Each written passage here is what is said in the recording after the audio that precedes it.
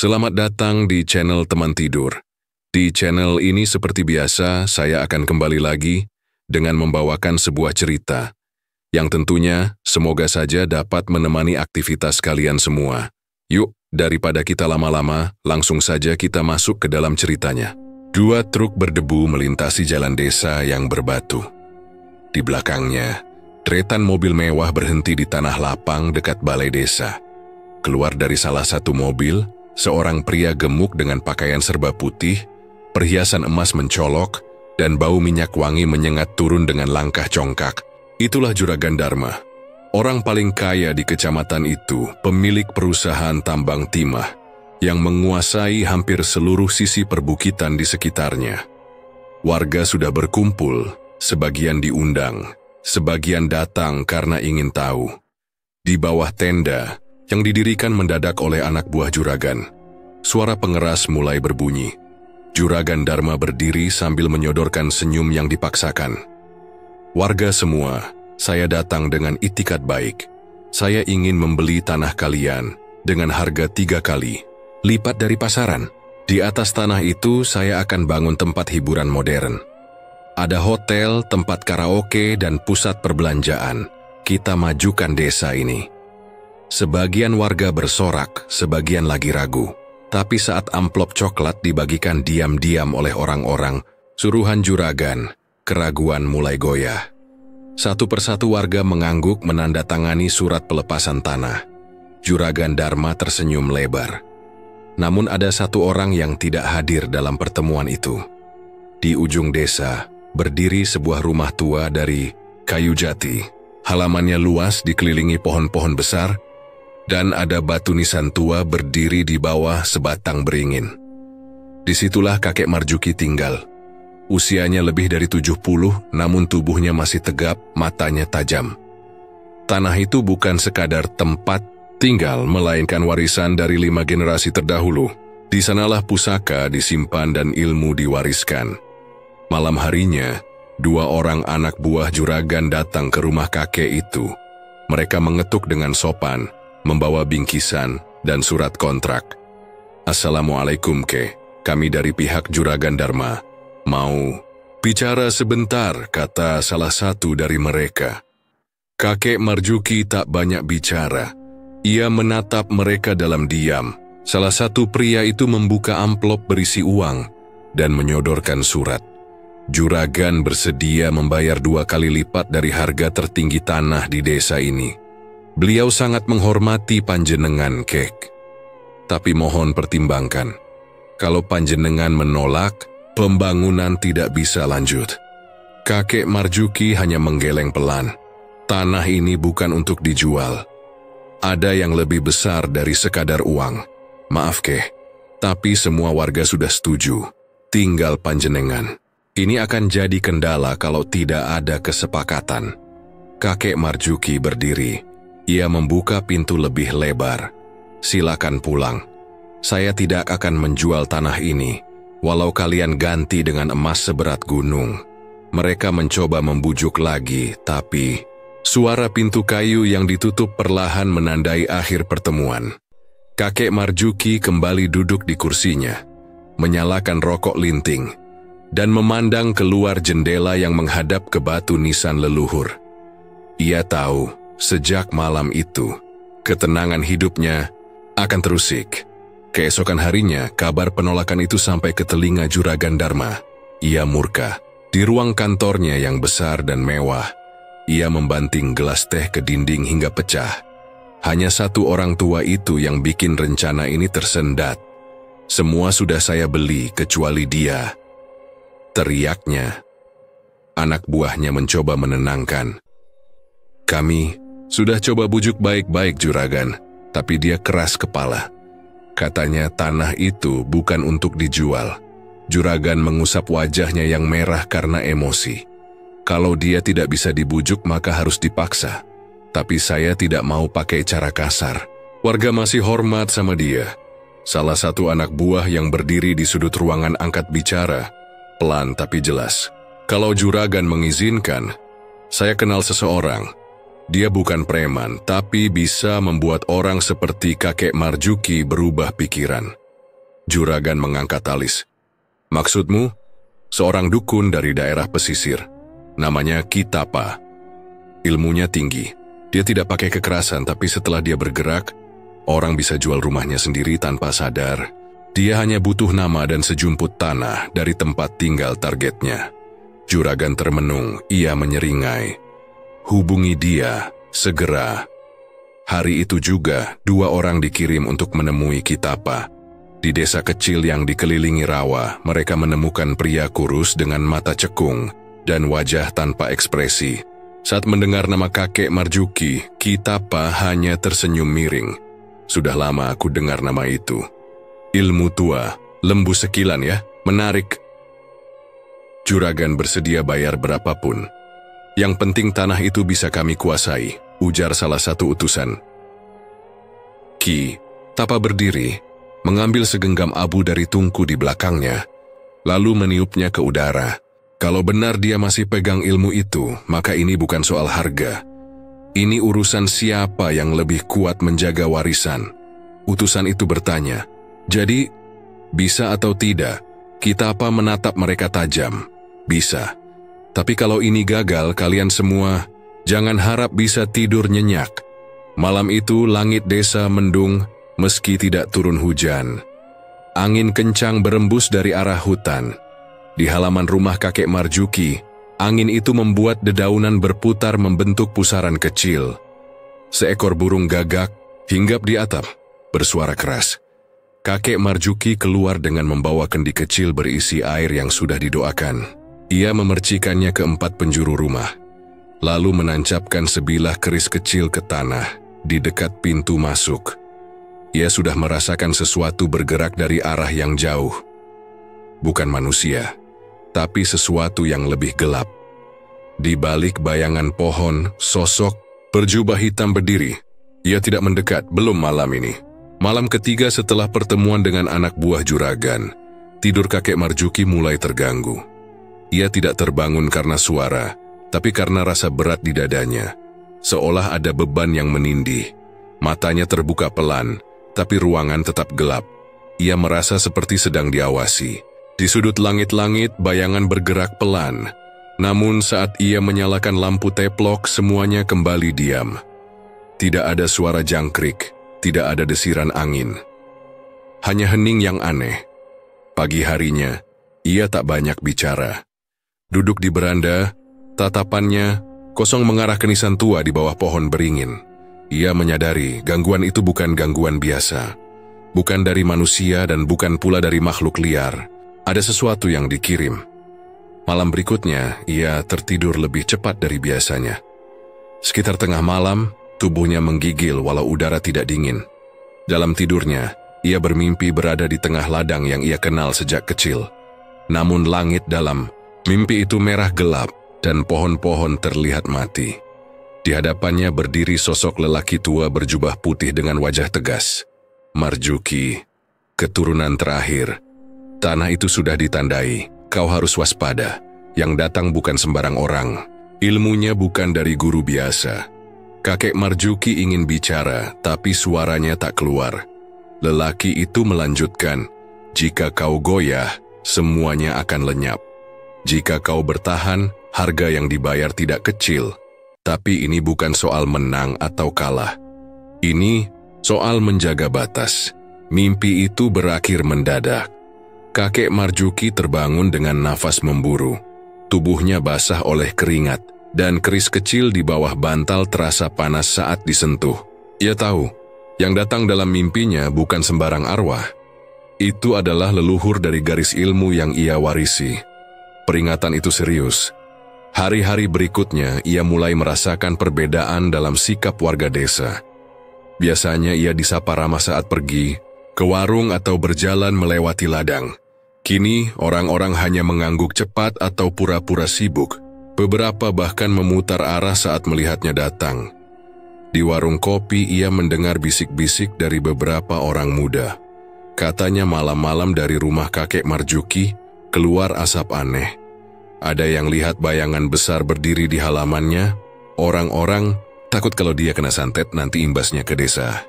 Kakek Marjuki tidak marah, hanya kecewa. Ia tahu ketakutan itu bukan tanpa alasan. Warga khawatir bahwa keberadaannya akan membawa bencana ke desa. Tapi bukan dia yang membawa ancaman, justru ia yang sedang menahannya. Pagi itu, seorang tetua, desa Pak Leman datang diam-diam ke rumahnya. Ia membawa dudukannya sendiri, tak ingin duduk di bangku yang disediakan. Raut wajahnya serius. "Juki, aku bicara sebagai orang tua, bukan suruhan siapa-siapa. Tapi keadaan sekarang tak bisa dianggap enteng. Juragan itu punya banyak cara. Kalau kau terus menolak, kita semua bisa kena imbasnya." Kakek Marjuki menatap Pak Leman tanpa menyela. "Bukan aku yang memulai ini, Pak Leman. Aku hanya tidak ingin menjual tanah yang sejak awal bukan untuk diperjualbelikan." Pak Leman menghela napas panjang. "Aku tahu. Tapi kau sendiri lihat, warga sudah gelisah. Kalau kau terus bertahan, orang-orang bisa mulai menyalahkanmu kalau ada kejadian buruk." Setelah tamu itu pergi, kakek Marjuki duduk sendirian cukup lama. Ia tidak takut, tapi ia sadar posisi ini sulit. Jika ia menyerah, tanah itu akan diacak-acak, tapi jika ia bertahan, mungkin akan ada korban lain. Di malam kelima, mimpi itu datang lagi. Kali ini lebih jelas. Ia berada di dalam rumah yang sama, tapi semua dindingnya tertutup kain hitam. Leluhur yang sama muncul kembali. "Kau tidak sendiri, tapi kau harus memilih jalanmu sekarang. Ilmu ini bukan hanya untuk bertahan, tapi juga untuk menjaga keseimbangan." Tiba-tiba, suara ketukan terdengar di pintu rumah dalam mimpi itu. Ketukan, keras berulang seperti ingin mendobrak. Leluhur itu menatap tajam. Mereka mulai mendekat. Gerbang antara dunia sudah terbuka. Jika kau tidak siap, mereka akan menembus batas. Kakek Marjuki terbangun dengan jantung berdebar. Kali ini benar-benar ada suara di luar rumah. Ia mengambil lampu, berjalan pelan ke pintu, dan membukanya sedikit. Di halaman ada jejak lumpur menuju ke arah utara, ke ladang yang jarang dilewati orang. Tidak ada manusia, tapi tanah bekas injakan terlihat besar, tidak biasa. Ia tidak tidur lagi malam itu. Setelah subuh, ia mengambil kendi tua dari bawah rumah dan mengisinya dengan air sumur yang belum pernah disentuh. Air itu ia simpan di dapur, lalu menyalakan dupa dari bahan kemenyan hutan. Ruangan itu dipenuhi bau menyengat, bukan untuk mengusir makhluk, tapi untuk memanggil perlindungan. Di siang hari, saat warga berkumpul di balai desa untuk menerima bantuan dari Juragan Dharma, kakek Marjuki datang tanpa undangan. Semua orang diam saat ia melangkah ke tengah tenda. "Aku tahu kalian tidak nyaman dengan keputusanku, tapi kalian harus tahu yang sedang kita hadapi bukan hanya soal hiburan malam. Ini lebih dari itu. Mereka yang datang bukan orang biasa. Jika tanah ini benar-benar dijual semua, maka bukan hanya budaya kita yang hilang, tapi pagar gaib yang menjaga desa ini akan runtuh." Beberapa warga menunduk. Sebagian lainnya hanya menatap kosong, tidak berani menanggapi. Juragan Dharma tidak ada di tempat, hanya diwakili orang suruhan. Cara itu dilanjutkan seperti biasa. Namun jelas suasananya berubah. Kakek Marjuki pulang dengan langkah berat. Ia sudah bicara, ia sudah memperingatkan. Tapi ia tahu, semakin lama ia bertahan, semakin besar tekanan yang akan datang. Dari makhluk halus, dari warga, bahkan dari tubuhnya sendiri. Namun, satu hal yang tidak berubah, tekadnya untuk menjaga tanah warisan. Meskipun malam-malam berikutnya akan lebih berat, ia sudah bersiap. Di ruangan belakang villa milik Juragan Dharma, asap pekat mengepul dari tempurung kelapa yang dibakar bersama serbuk hitam. Di hadapan asap itu, duduk bersila seorang lelaki kurus, mengenakan jubah lusuh. Matanya terpejam, dan mulutnya komat kamit mengucap mantra dalam bahasa Jawa kuno. Itulah Kitapa, dukun bayaran yang terkenal karena kekejamannya dan catatan panjang kemenangannya dalam urusan supranatural. Juragan Dharma berdiri beberapa langkah di belakangnya. Ia tidak berani menyela, hanya menunggu sampai Kitapa membuka. Mata beberapa menit kemudian dukun itu mendesah pelan. Ia membuka matanya dan mengusap wajahnya dengan kain merah yang penuh tulisan raja. Orang tua itu bukan orang sembarangan, pertahanannya kuat. Ilmunya hidup, kata Kitapa tanpa menoleh. Juragan, Dharma mendekat, berarti kau tahu siapa dia? Kitapa mengangguk pelan. Lembu Sekilan, sudah lama aku dengar nama ilmu itu. Dulu hanya cerita, sekarang aku lihat langsung dinding gaibnya berdiri dari 4 penjuru halaman. Juragan mengerutkan dahi. Jadi, tidak bisa ditembus? Kitapa tersenyum tipis. Belum. Tapi belum bukan berarti tidak. Malam itu Kitapa mulai bekerja. Di tengah pekarangan belakang villa, ia menanam 4 boneka jerami yang masing-masing dibalut kain kafan. Di bawahnya ditanam tanah dari halaman rumah kakek Marjuki, yang diam-diam diambil oleh anak buahnya. Di tengah-tengah boneka itu, Kitapa mengubur potongan kuku dan rambut dari mayat seorang perempuan yang mati, bunuh diri 2 minggu sebelumnya. Ia memanggil roh penasaran untuk dijadikan alat serangan. Tepat tengah malam, rumah kakek Marjuki diguncang suara ketukan keras di jendela dapur. Ketukan itu cepat, berulang, dan semakin lama semakin keras. Kakek Marjuki tidak panik. Ia sudah siaga sejak maghrib. Ia mengambil air kendi yang disimpan 2 malam sebelumnya dan menaburkannya di ambang jendela. Ketika jendela dibuka, tak ada siapapun di luar. Tapi bau amis darah menyengat udara. Tanah di depan dapur basah seperti habis, disiram cairan. Seekor kucing liar tiba-tiba melolong keras dari atap, lalu jatuh seperti disambar sesuatu yang tak terlihat. Kakek Marjuki berdiri di tengah ruang utama. Ia mengangkat tangan kanannya, membentuk segel jari, lalu menepuk pelan dinding rumah. Seketika, udara dalam rumah bergetar. Seperti ada gelombang tak kasat mata yang menyebar keluar. Ketukan dan suara aneh langsung berhenti. Di kejauhan Kitapa tersentak. Ia memuntahkan darah dari mulutnya dan tubuhnya limbung. Pertahanan utama aktif, gumamnya. Dia sudah tahu aku datang, namun ia belum menyerah. Malam kedua, ia mengubah taktik. Ia kirim makhluk kecil berkepala botak bertaring. Dengan tubuh telanjang penuh luka, tuyul pemecah batas. Tuyul-tuyul itu dikirim lewat tanah, menggali masuk dari sumur lama di belakang rumah kakek Marjuki. Tapi sebelum mereka bisa muncul di dapur, tanah sumur itu meledak sendiri.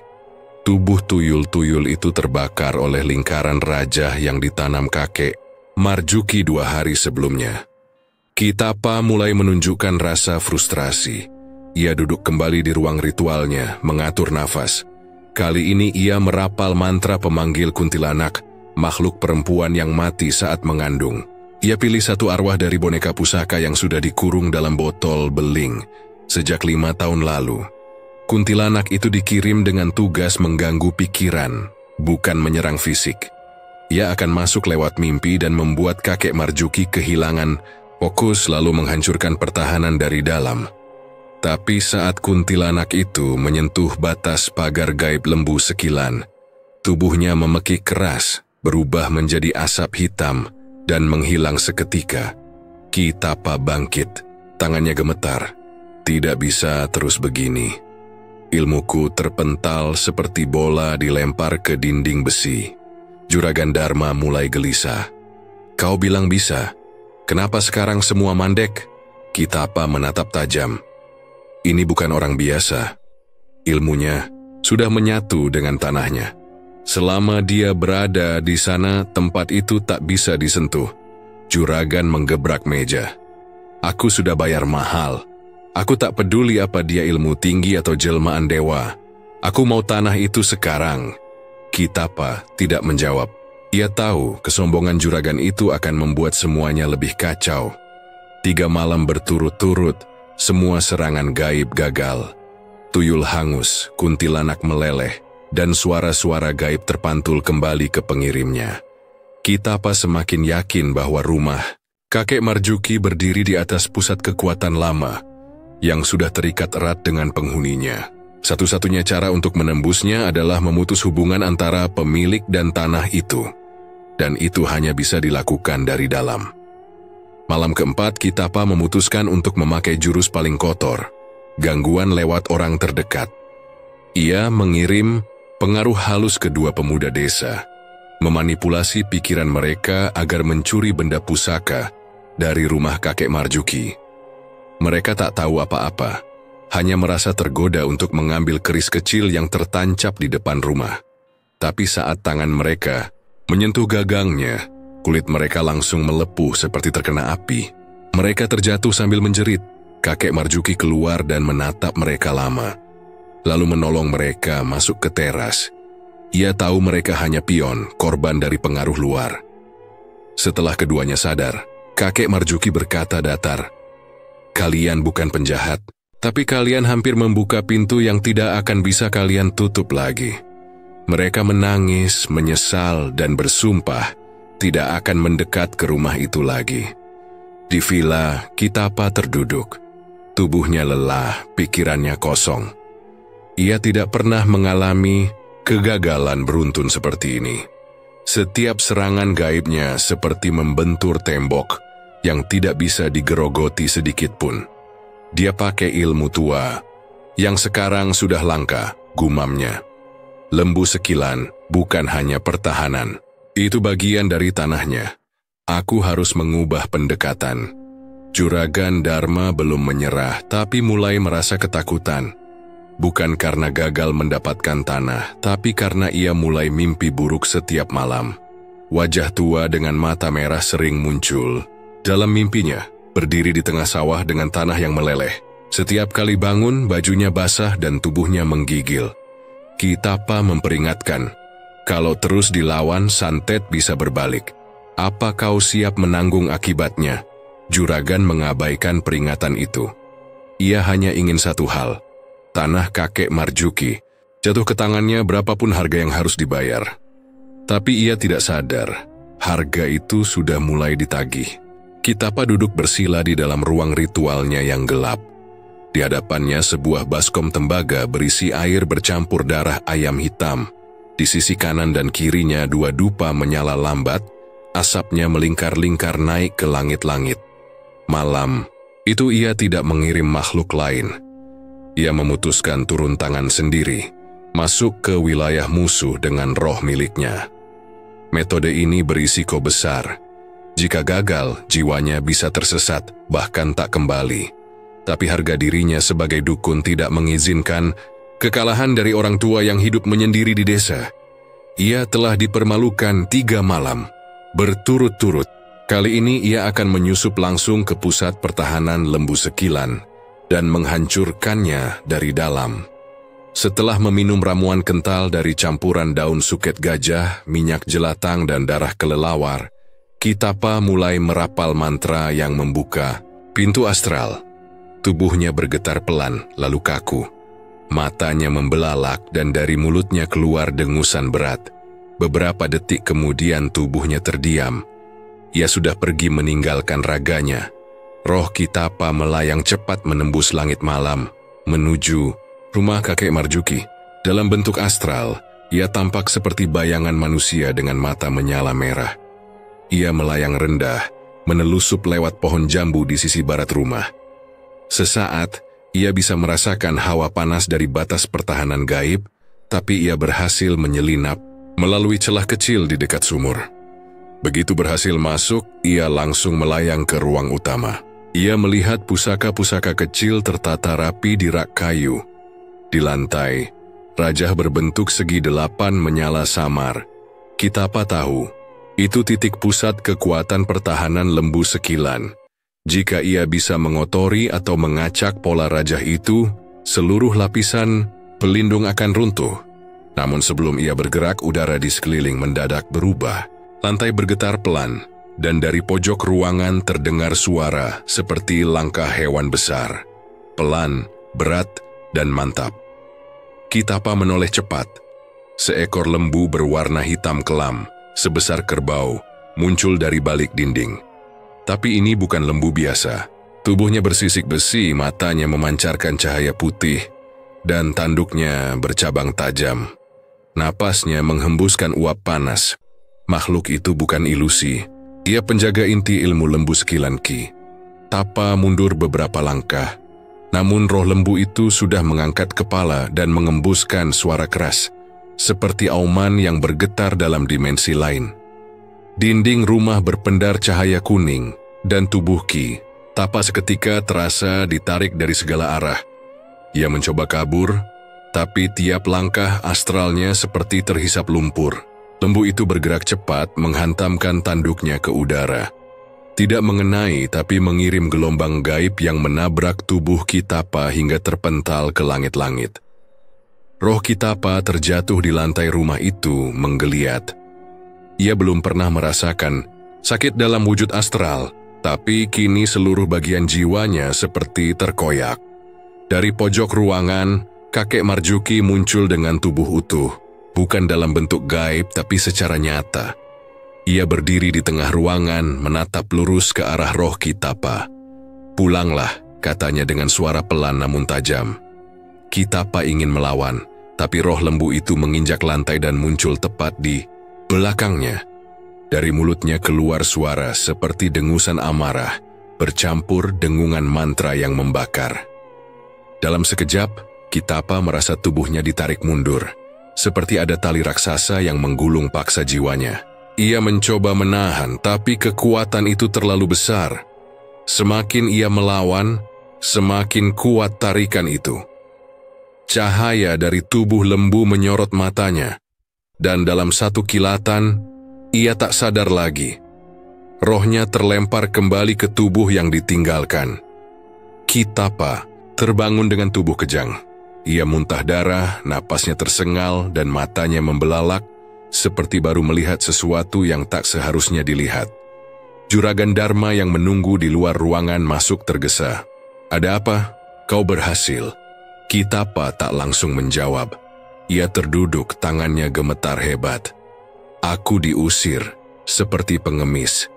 Lembu itu, makhluk itu penjaga ilmu yang tak bisa disentuh. Aku tidak hanya gagal, aku dipermalukan."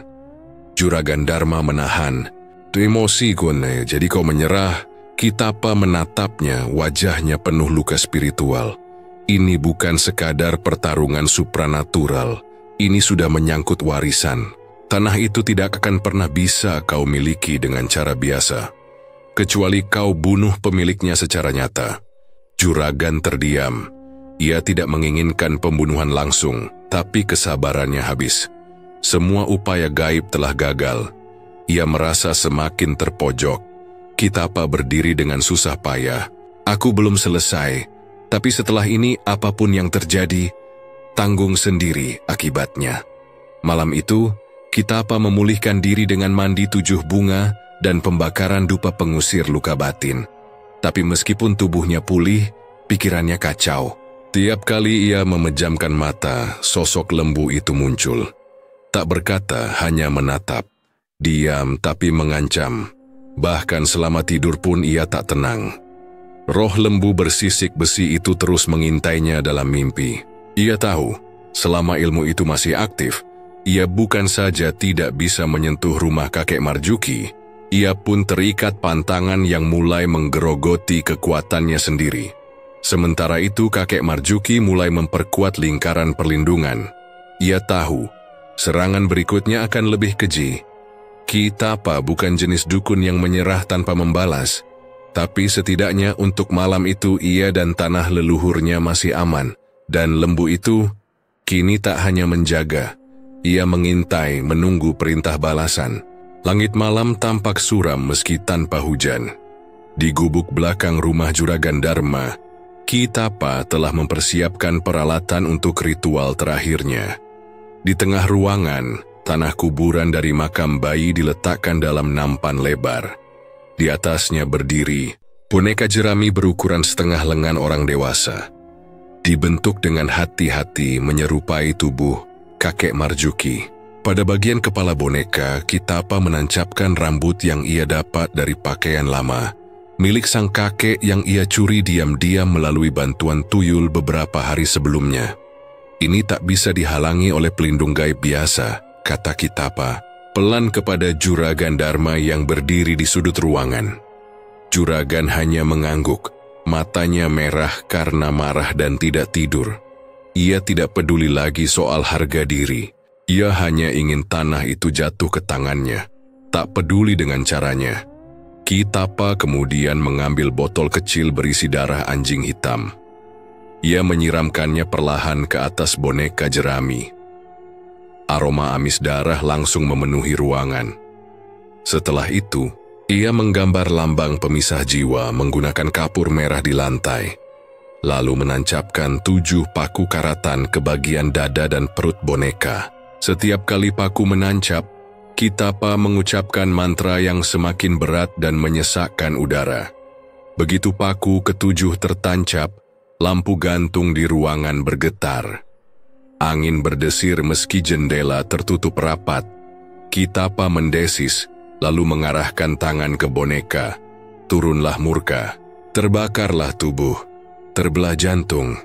Darahmu kami serap, kekuatanmu kami bunuh. Saat mantra terakhir selesai dilafalkan, boneka itu terbakar sendiri tanpa api. Api kecil, namun terang. Kitapa menutup mata, membiarkan energi ritual itu mengalir, sepenuhnya ke arah target. Di saat yang sama, di rumah tua yang dihuni kakek Marjuki, suhu ruangan berubah drastis. Api muncul tiba-tiba dari kolong dapur, menjalar ke perabot dan pintu kayu. Tidak ada sumber listrik. Tidak ada pemicu nyata. Api seolah muncul dari dalam tanah. Kakek Marjuki yang tengah duduk bersila di ruangan belakang segera berdiri saat lantai bawah kakinya mulai panas. Dalam hitungan detik, kobaran menjilat dinding. Ia tahu ini bukan kebakaran biasa. Rasa panas bukan hanya menyentuh kulit, tapi langsung menghantam dada. Napasnya sesak, pandangannya buram. Ia berusaha berdiri, tapi langkahnya goyah. Sesuatu sedang menekannya dari dalam. Suara berdengung mulai memenuhi telinganya. Ia sadar, ini bentuk lain dari serangan santet dan lebih mematikan dari sebelumnya. Kakek Marjuki menggapai tongkat pendek di sudut ruangan. Di ujungnya tergantung untaian akar bajang dan sehelai bulu burung alap-alap, benda yang hanya digunakan saat pertahanan luar gagal. Ia menancapkan tongkat itu ke lantai dan mengetuk 3 kali. Rumah bergetar pelan. Cahaya biru pucat menyebar dari tongkat, menyelimuti sebagian ruangan, menahan lidah api yang hendak merambat. Namun itu hanya cukup memperlambat, bukan menghentikan. Satu-satunya cara menghentikan santet jenis ini adalah melawan sumbernya langsung, atau memutus saluran penghubungnya. Kakek Marjuki menarik napas dalam. Ia merobek kain ikat kepala dan menggigit ujungnya. Tubuhnya gemetar karena tekanan batin dari santet. Ia mulai merapal mantra dalam batin, namun mantra pertahanan tidak cukup. Ia butuh mengirim energi balik, meski hanya sebagian. Darah mulai menetes dari hidungnya. Paku gaib yang ditancapkan pada boneka sudah menembus ikatan jiwa. Jantungnya terasa ditekan dari dalam. Namun di saat yang sama, energi lembu sekilan dalam tubuhnya mulai menyala. Iwi merasakan gelombang panas dari dalam perut, menyebar ke dada dan lengan. Dalam keadaan setengah sadar, ia menengadah dan berteriak pelan, "Ini cukup." Seketika itu juga, kobaran api padam secara mendadak. Seolah udara dalam rumah disedot keluar. Dinding yang semula terbakar menjadi hitam pekat. Sebagian atap runtuh menimpa meja kayu dan lemari tua. Kakek Marjuki ambruk di lantai. Pundaknya luka, kakinya lecet. Tapi ia masih hidup. Beberapa menit kemudian, tetangga datang, tergopoh-gopoh, melihat asap mengepul dari atap. Mereka mendapati rumah yang separuh hangus, dan kakek Marjuki terbaring dengan tubuh penuh debu serta darah di wajah. Kita panggilkan ambulans. Salah satu warga panik, namun kakek Marjuki menahan mereka. Tidak, Aku hanya perlu waktu. Bukan dokter yang bisa sembuhkan ini. Malam itu ia berbaring di pojok ruangan yang tersisa. Wajahnya keras, tapi matanya menunjukkan bahwa kesabaran telah habis. Serangan tadi bukan sekadar ancaman. Itu percobaan pembunuhan langsung. Ia tahu, bertahan saja tidak akan cukup. Santet tidak akan berhenti. Lawan mereka bukan lagi orang serakah biasa, tapi seseorang yang sudah menjual nurani demi kekuasaan. Di tempat lain, Kitapa merasakan tekanan balik dari ritualnya. Tangannya bergetar hebat, bibirnya pecah-pecah. Ia berhasil menyalurkan sebagian besar energi santet, tapi ia tidak memperhitungkan perlawanan balik. Ia juga tahu, kekuatan lembu sekilan sudah mulai bangkit. Kalau Marjuki mulai menggunakan kekuatan itu untuk menyerang, tidak ada jimat penolak manapun yang cukup kuat menahan. Juragan Dharma mendengar kabar kebakaran itu esok harinya. Ia tertawa puas saat mendengar rumah Marjuki hangus, tapi kekecewaannya kembali muncul saat tahu sang kakek masih hidup. Kenapa dia belum mati? Kitapa menatap juragan tanpa emosi. Karena dia belum selesai menahan, tapi sebentar lagi dia akan berubah. Orang yang diserang terlalu lama akan bangkit. Dan saat itu, kita yang akan jadi buruannya. Juragan tak percaya. Kau takut pada orang tua itu? Kitapa tidak menjawab. Ia hanya menatap luka gores di tangannya. Goresan yang muncul setelah ritual selesai. Itu bukan luka fisik. Itu tanda peringatan bahwa ada batas yang hampir dilanggar. Dan sekali batas itu dilewati, tak ada jalan kembali. Malam itu kakek Marjuki berdiri di depan rumahnya yang rusak.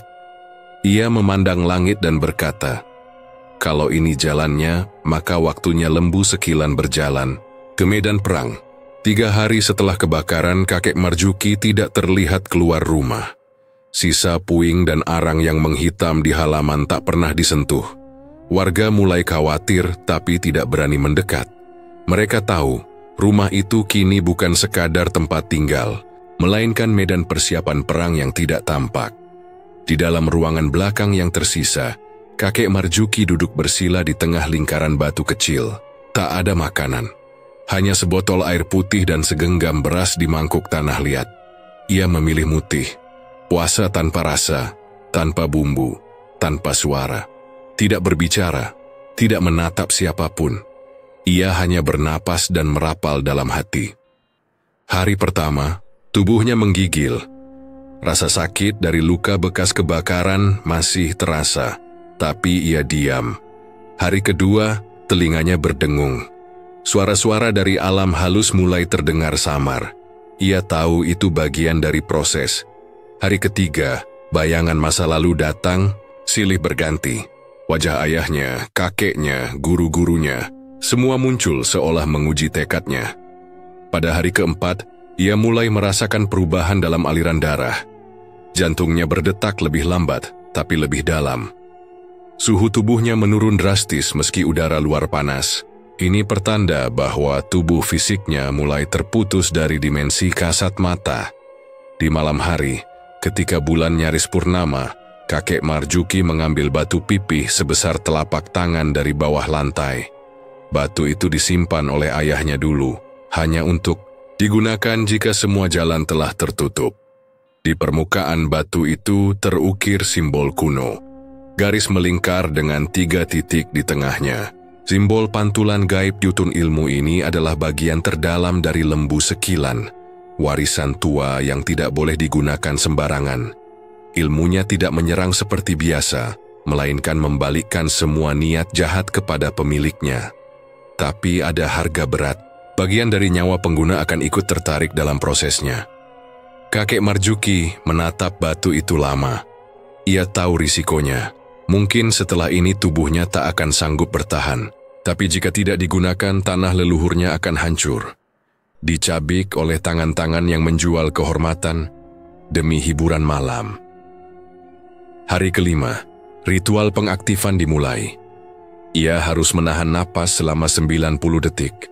Sambil menggenggam batu, itu kemudian menghembuskannya ke sebatang dupa yang terbuat dari serat ijuk dan kemenyan hitam. Setelahnya, tubuhnya akan berada di antara dua dimensi selama 1 jam. Pada masa itu, ia tak boleh bicara, makan, atau disentuh siapapun. Waktu berjalan lambat. Hanya suara detak jantungnya sendiri yang terdengar. Dunia luar terasa menjauh. Ia mulai merasakan bagian tubuhnya seperti ditarik. Sebagian tetap di dunia, sebagian lagi mulai masuk ke ruang tak terlihat. Pada hari ke-6, Kitapa mulai curiga. Ia merasa tekanan dari alam halus berbeda. Suasana di rumah Juragan Dharma terasa pengap meski tak ada angin. Beberapa jimat yang biasa ia gunakan mulai mengeluarkan asap tipis tanpa alasan. Ia mencoba meditasi untuk mencari tahu, dan dalam penglihatannya, ia melihat sosok lembu besar dengan mata menyala berdiri di antara dua dunia mengawasinya. Ia sadar, kakek Marjuki sedang mempersiapkan sesuatu yang tidak biasa. Ia menyampaikan hal ini ke Juragan Dharma, namun juragan itu malah menganggap Kitapa mulai takut.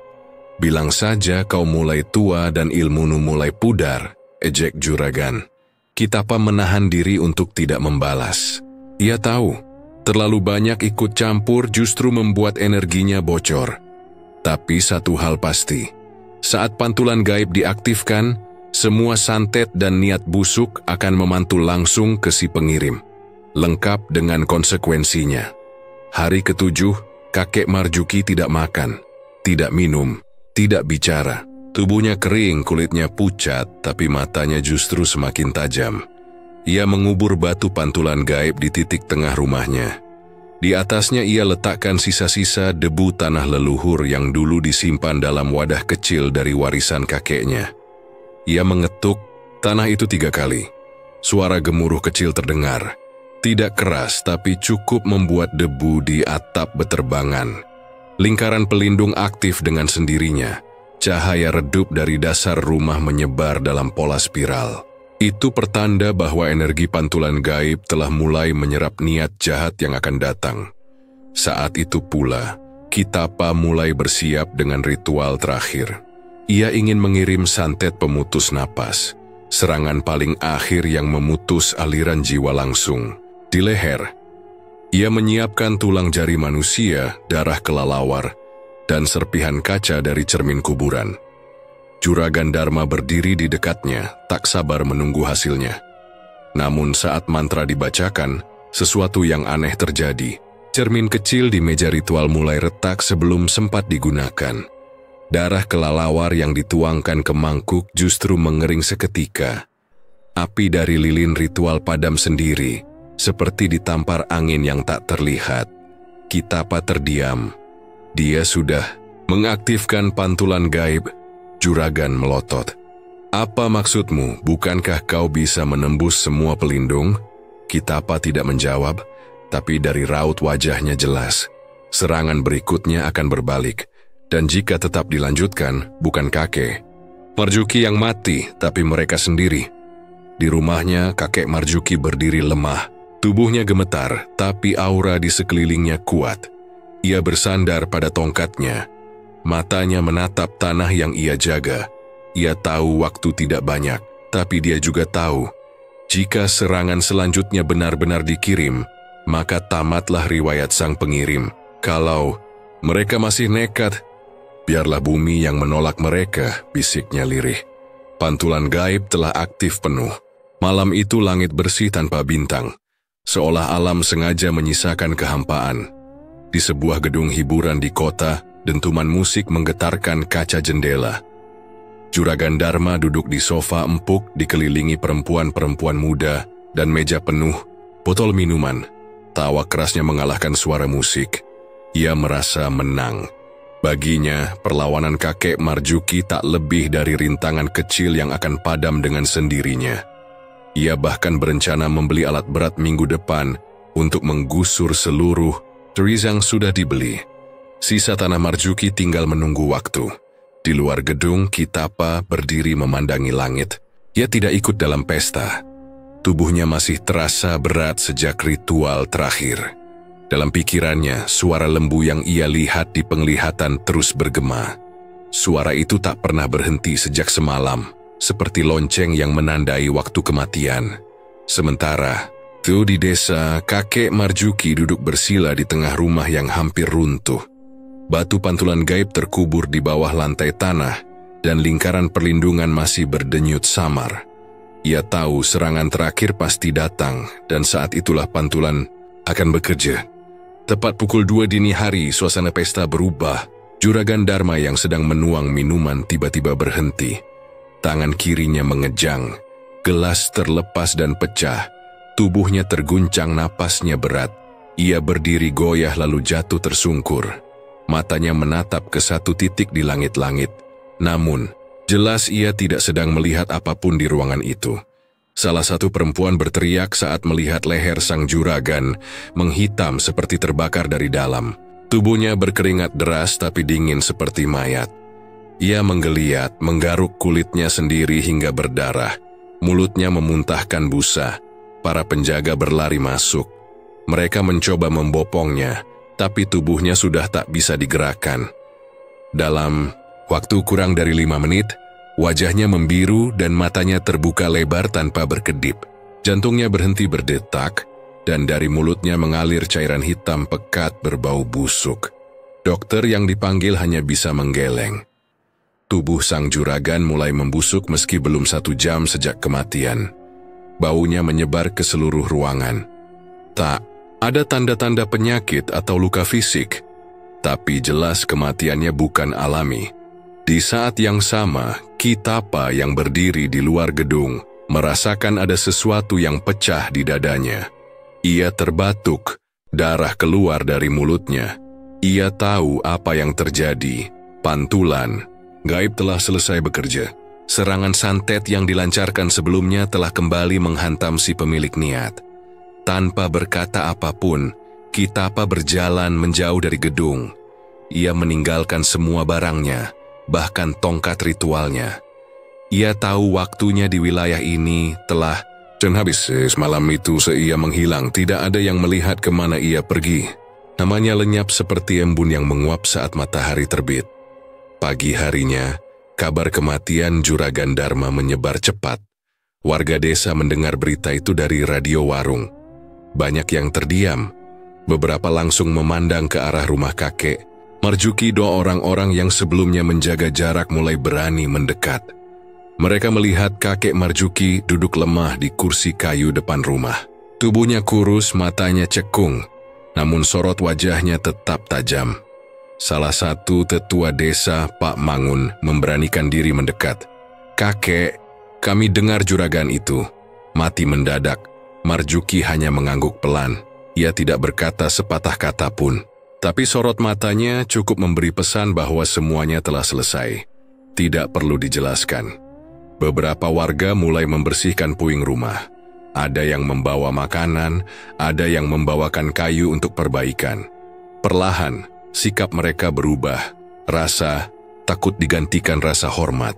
Mereka sadar bukan kekerasan yang menyelamatkan desa, tapi keyakinan dan keteguhan satu orang tua yang tak goyah. Di kantor desa, tanah milik kakek Marjuki tetap tercatat atas namanya. Tidak ada lagi yang berani menawar, apalagi mencoba mengambil paksa. Pihak perusahaan tambang berhenti menghubungi aparat. Sejak kematian juragan, tidak ada lagi yang mau memimpin proyek tersebut. Beberapa minggu kemudian, makam Juragan Dharma dibangun di sisi kota, tapi tidak ada yang merawat. Kitapa tidak pernah muncul lagi. Desas-desus menyebut ia menjadi gila dan bersembunyi di hutan pedalaman. Tapi tak ada yang bisa membuktikan kakek Marjuki tidak lagi membahas soal tanah. Ia hanya mengurus ladang kecil yang tersisa. Ia tahu tubuhnya tidak akan kuat lama lagi. Tapi selama ia masih bernapas, tanah itu akan tetap berdiri. Suatu sore, beberapa anak kecil bermain di depan rumahnya. Salah satu dari mereka bertanya, "Kakek, kenapa dulu nggak jual tanah aja?" Kakek Marjuki menatap anak itu lama, lalu menjawab, "Singkat, Karena bukan semua yang bisa dibeli dengan uang. Anak itu mengangguk meski belum sepenuhnya mengerti. Senja mulai turun dan cahaya matahari memantul di tanah merah yang masih belum tersentuh alat berat. Desa kembali sunyi, tapi kali ini bukan sunyi karena takut, melainkan karena damai.